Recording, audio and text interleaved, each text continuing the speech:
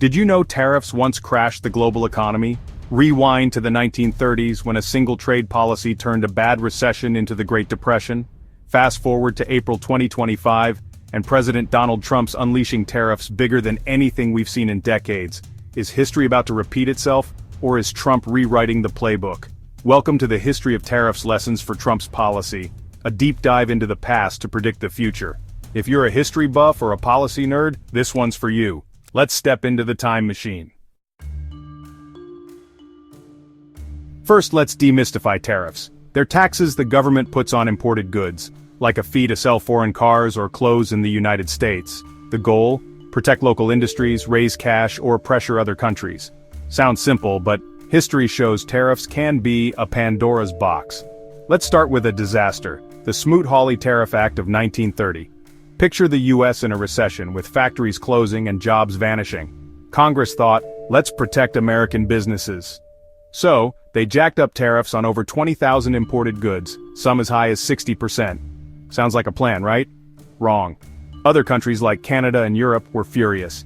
They hit back with their own tariffs, slashing US exports. Global trade plummeted 66% in 4 years. Farmers lost markets, banks failed, and the Great Depression got way worse. Smoot-Hawley became a textbook case of good intentions gone horribly wrong. The lesson? Tariffs can boomerang, hurting the country that swings first. Keep that in mind as we jump to today. Smoot-Hawley wasn't the end of tariffs, just a loud warning. Let's fast forward. In the 1960s, President Lyndon Johnson used tariffs to shield US steel from cheap foreign imports.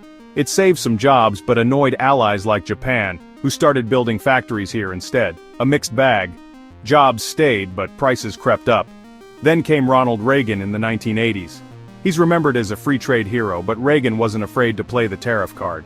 Facing a flood of Japanese cars and electronics, he slapped 100% tariffs on some tech and pushed voluntary quotas on Japanese automakers. The result?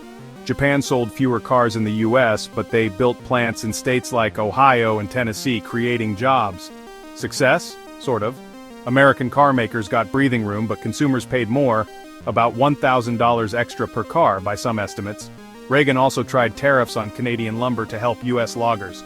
Sound familiar? It's a playbook we're seeing again. These moves show tariffs can work, saving industries or forcing deals, but there's always a catch.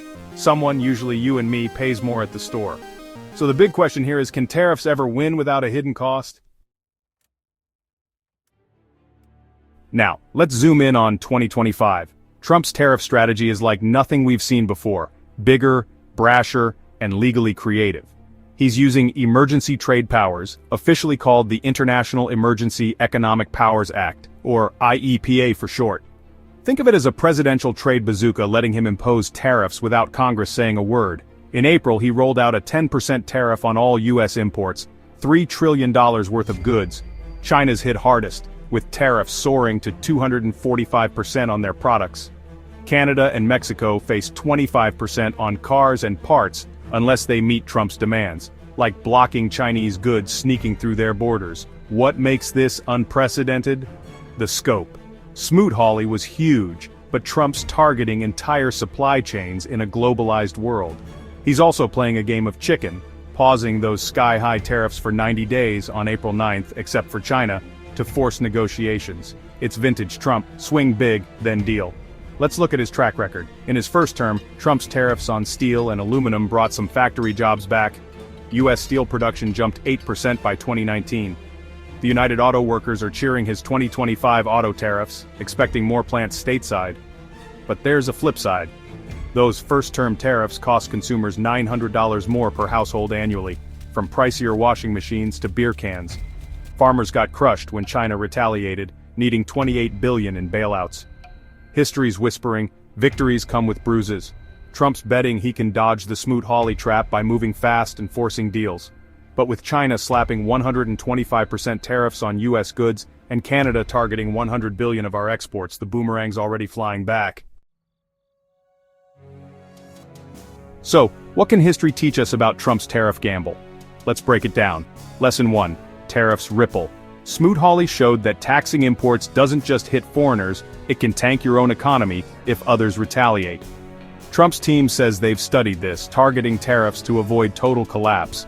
But with global trade 10 times bigger than the 1930s, even a small misstep could spark chaos. Think pricier iPhones or $50,000 cars. Lesson 2. Timing matters. Reagan's tariffs worked best when he used them surgically, like a scalpel not a sledgehammer, and paired them with deals. Trump's first term showed he can win concessions.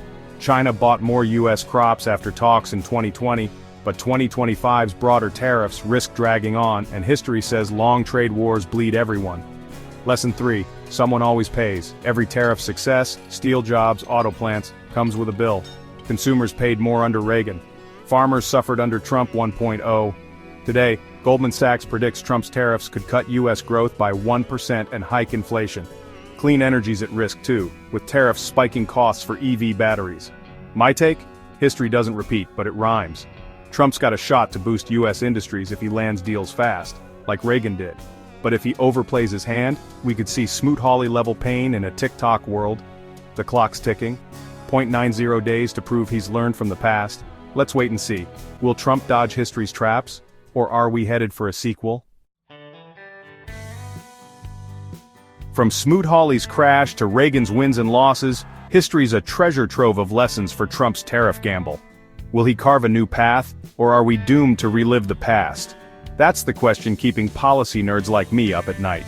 If you loved this dive into tariffs, hit that like button, share your thoughts in the comments, Team Trump or Team Caution, and subscribe for more mini documentaries that make history feel alive. Thanks for watching, and I'll see you in the next chapter.